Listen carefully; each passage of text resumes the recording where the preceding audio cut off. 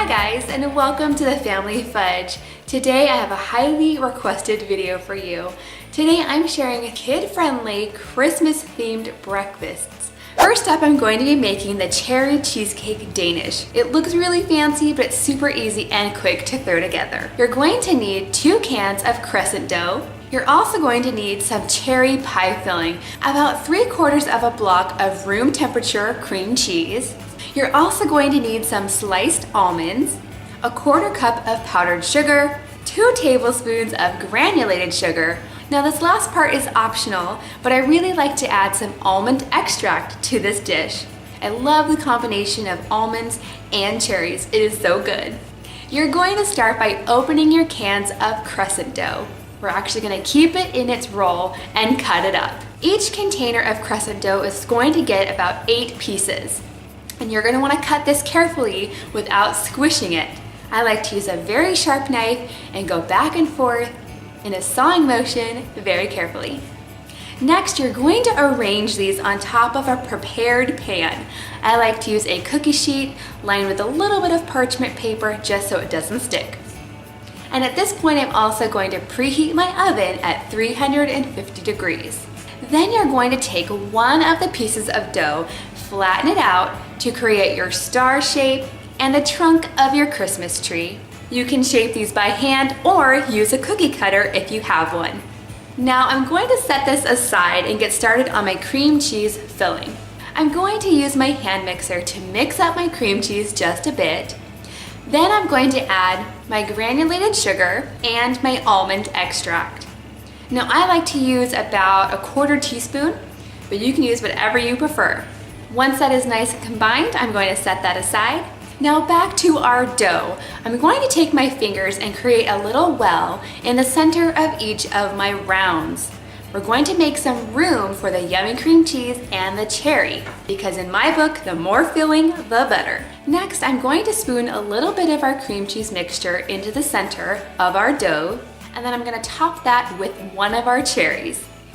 And now it's time to get this in the oven. Mine was done in about 10 minutes, but I watched it very closely because it's not going to taste good if it's burnt. Once out of the oven, you can go ahead and mix up your glaze.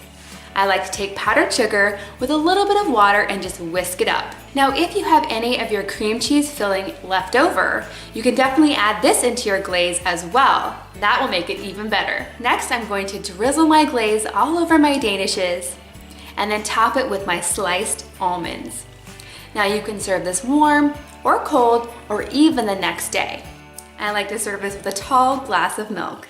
So next up we have our healthier option, a beautiful fruit platter with some yogurt parfaits on the side. For this, you're going to need a lot of kiwis, and it really just depends on how many people you're trying to serve. For my size family, I needed about 6 kiwis. After the kiwis, you can really use any fruit that you prefer. I really like raspberries because they look like little ornaments on my tree. And I also like to use pineapple for the star and for other places around my tree. For the yogurt parfaits, I'm going to use some strawberries, some vanilla yogurt, and I have some special toppings. I'm going to be topping this with some gingerbread cookies and a really fun Christmas tree sprinkle. Starting with the fruit platter, I'm going to go ahead and get all of my kiwis peeled and sliced. And of course, you're going to want to arrange these in a Christmas tree shape. So now you just add your other fruits, and there you have it. Now for the yogurt parfaits, I'm going to start by slicing up my strawberries and getting them into the bottom of my cups. I like to use a short, clear cup for my parfaits. That way you can see all of the yummy layers. After my strawberries, I'm going to add a layer of vanilla yogurt. You can really use any yogurt you prefer, but I like the classic vanilla here. It goes really well with my topping. I'm going to take some of these Belvita gingerbread breakfast cookies and crush them up. These breakfast cookies go really well with yogurt because they're not too sharp on the ginger flavor, if you know what I mean. So I'm going to add this on top of my yogurt, and then this part is optional, but I like to add a little Christmas tree sprinkle on top. It just makes it really fun and cute. I know the kids will love it. And there you have it, a healthier option for Christmas breakfast. Next, we're going to be making some creamy, dreamy crock pot hot chocolate. If you've never made hot chocolate in the crock pot, you will be amazed. It is so good. Here's what you're going to need. 6 cups of milk, 1 can of sweetened condensed milk, 1.5 cups of half and half. And if you really wanted to make this decadent, you could use cream. And you also need 1.5 teaspoons of vanilla. And finally, you need 1 bag of chocolate chips. Now you could use semi-sweet or milk chocolate chips, but I really like the semi-sweet. It makes it extra chocolatey. And you may also want to have a few garnishes or toppings for your hot chocolate as well. I really like to put whipped cream on mine, maybe a little bit of cinnamon or marshmallows, or even a candy cane would be delicious. Yeah.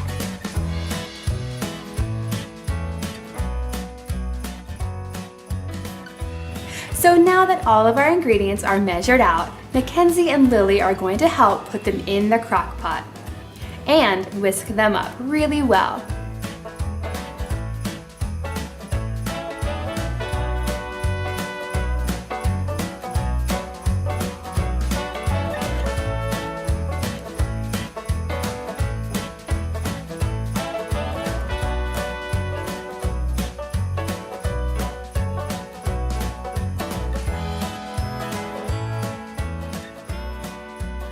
We're going to cover this and cook it on low for about 2 hours. And we are going to stir this occasionally. Once it's hot and the chocolate chips are melted, it's ready to serve. Now, if it looks like your hot chocolate is getting too thick or if it tastes too sweet, you can always add more milk. And of course, don't forget the garnishes.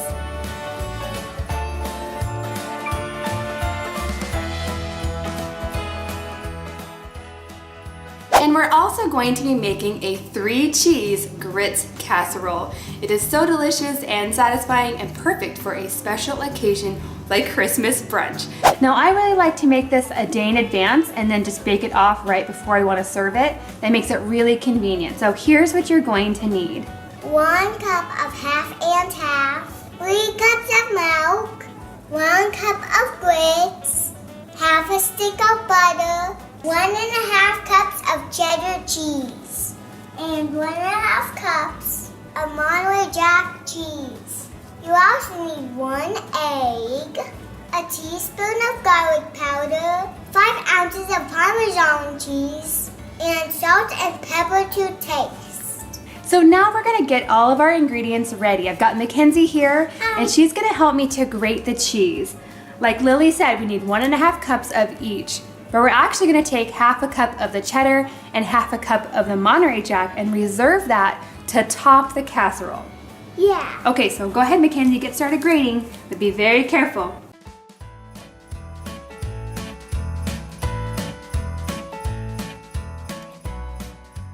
So now that we have all of our cheese grated and all of our other ingredients ready, Mackenzie's gonna go ahead and grease the pan.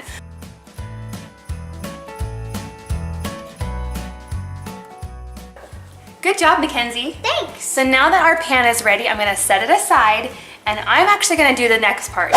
In a large pot over medium heat, I'm gonna start by adding my half and half and my milk. And then I'm going to wait for this to boil. Next, I'm going to turn down the heat a bit and add my grits and my butter. And I'm going to whisk this constantly for about 1 minute, just so no lumps form. Next, I'm going to place my lid on and let this cook for about 5 to 7 minutes, and I am going to come back and stir it occasionally.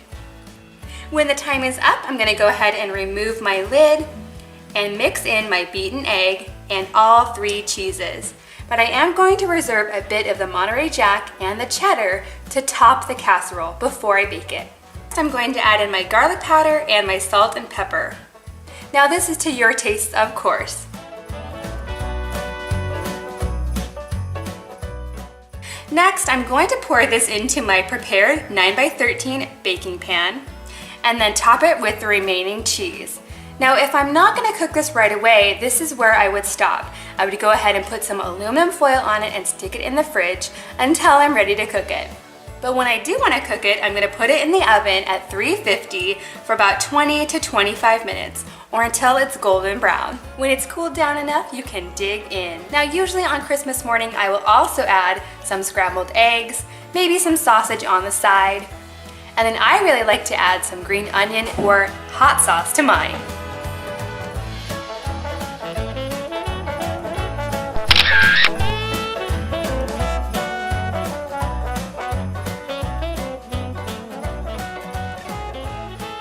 Last up, I have one of the easiest ways to make a Christmas themed breakfast. You just need a few ingredients and it's really not even a recipe, it's more of a technique. All you're going to need are some eggs, some bread, a splash of milk, some salt and pepper, and some butter. Now for these ingredients, it really just depends on how many people you're trying to serve. So you could definitely double or triple this if you need to. Now to make this Christmas themed, I'm going to use some cookie cutters. I found this set at Walmart and it was under $3. It came with a large Christmas tree and a smaller Christmas tree, and I'm going to use both. First, I'm going to use the larger size, and then I'm going to use the smaller size in the center. Now just as a side note, you guys, I always like to save the outside of the bread for other recipes. You could make breadcrumbs for stuffing or put it in French toast, things like that. Next, I'm going to prepare my eggs. I'm just gonna crack them into a bowl, add a little bit of milk, some salt and pepper, and whisk them up. Next, in my large skillet over medium heat, I'm gonna go ahead and add a pat of butter and spread that all around. I'm going to add all of my pieces of bread. Then I'm going to very carefully add my scrambled egg mixture into the centers of my bread. I'm going to cook this for about 1 minute and then flip it over. It's really just that fast. Now along with this, I also like to toast the little Christmas tree pieces. And to tell you the truth, those parts are probably my favorite.